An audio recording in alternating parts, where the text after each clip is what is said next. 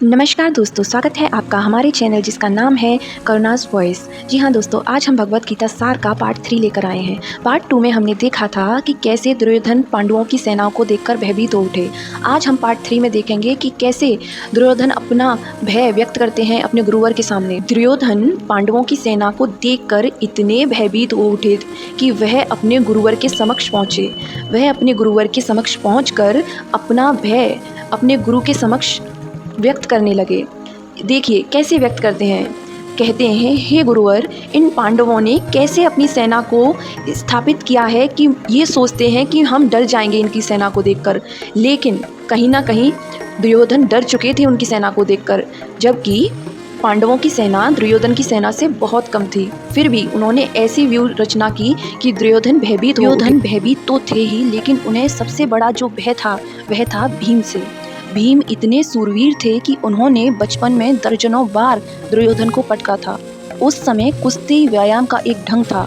मित्रतापूर्वक ढंग से आपस में वे कुश्ती करते और दर्जनों बार भीम दुर्योधन को हराते। अब देखो अंदर की पीड़ा कैसे निकलकर बाहर आ रही है। दुर्योधन जानते थे कि भीम ने कितनी बार उनको हराया है। दुर्योधन ने सबसे पहला नाम भीम का ही लिया था। इसका कारण यह था कि भीम ने द्रौपदी के रोने को देखकर शपथ ली थी।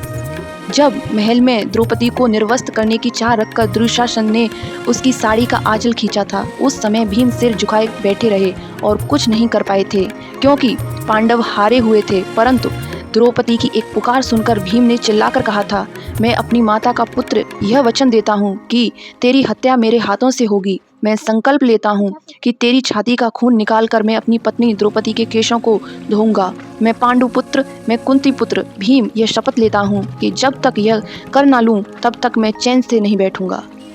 दुर्योधन भीम की ताकत को बखूबी जानता था, पर जब किसी योद्धा में बदले की भावना साथ जुट जाए तो ऐसे समय में उसकी शक्तियाँ कई गुना बढ़ जाती हैं।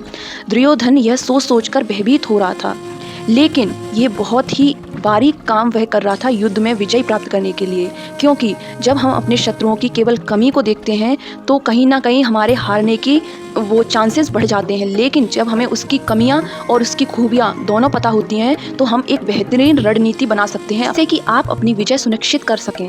यदि आपको हमारी ये वीडियोस अच्छी लग रही हो तो आप वीडियो को लाइक करें, शेयर करें, कमेंट करें और चैनल को सब्सक्राइब करें। धन्यवाद।